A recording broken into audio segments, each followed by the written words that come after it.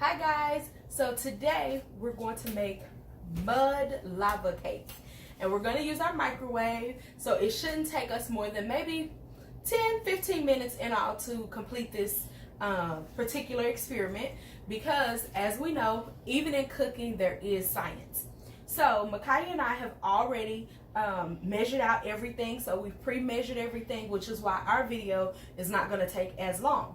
So Micaiah is going to add the half teaspoon of baking soda, the 1 cup of all-purpose flour,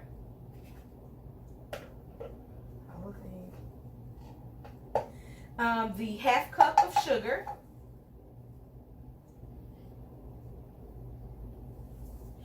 2 tablespoons of unsweetened cocoa,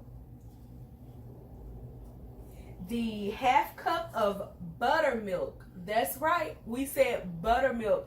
I haven't heard that phrase in years, but they still make it. It's in the refrigerator section. Then we're going to add 1/4 cup of low-fat milk, which is all we use around here. You got it. Then we're going to add in our 2 tablespoons of vegetable oil, our 1/4 teaspoon of distilled vinegar. Then we're going to add in some of our red food coloring. You can use about a teaspoon or so of this. We're just mainly doing it so that when we make the molten lava cake, the chocolate candies, you'll be able to tell the difference between the candies and the actual cake. So we're going to mix it all up and we're going to get it nice and smooth.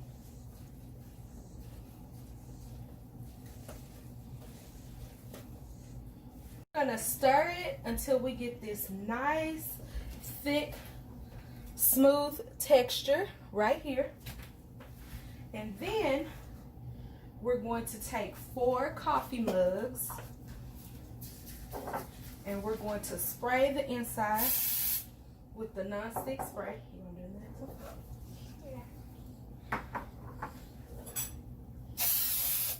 Good.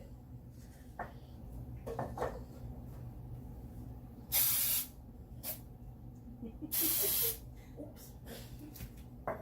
And that one. This is fun. And then we're going to take each mug, and this batter should make probably about 4 mug cakes. And if you're wondering, well, Miss Morgan, where are the eggs and where, you know, the things that we normally have in a cake that would make it rise? Well, for this particular cake, because we use vinegar and baking soda in a small amount, what it's going to do is when it reacts together, once it's all in the microwave and it heats up, it's going to rise. Well, instead of it exploding, it's just going to rise to make the cake fluffy. So in this instance, we won't need the actual baking flour, and we don't need the actual eggs that we would normally use. So after we've sprayed the mugs, right, we're going to just pour some of the batter into the bottom. Smells good.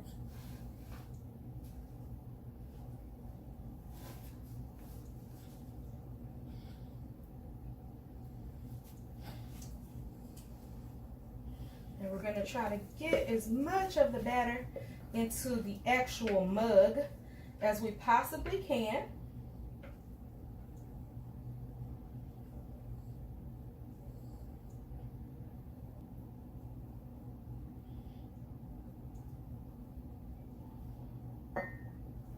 So after we get it all in,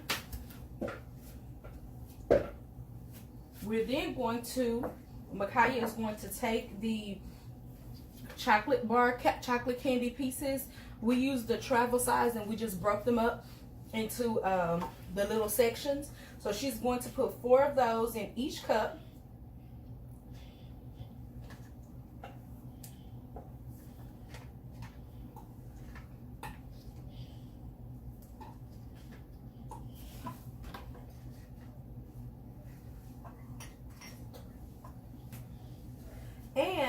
the last thing we're going to do is we're going to take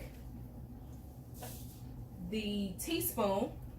We have a half teaspoon, so 1/2 plus 1/2 equals a whole. So Micaiah is going to use the half teaspoon, and she's going to place 2 half teaspoons of water directly over the chocolate in the middle. Well, what that's going to do is once the water is on top of the chocolate, good, it kind of creates a barrier for the lava.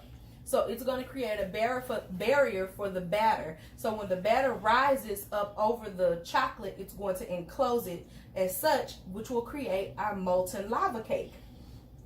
If we didn't put the batter in, the candies would just kind of melt, and they would melt right into the actual batter instead of kind of staying whole in the middle. Good job. Now we're going to take it and we're going to microwave it for about 1 minute, and then when it comes out, we'll have molten lava cake. Guys, so we're back. We put each of the cups in the microwave for 1 minute, and as you can see, it came out really nice, fluffy, and we're gonna try them.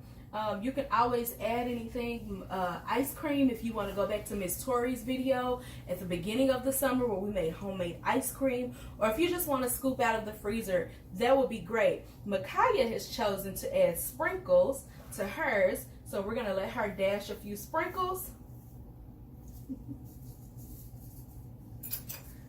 And we're going to grab some spoons. We're going to grab our spoons and we are going to enjoy it. Until next time, we'll see you later.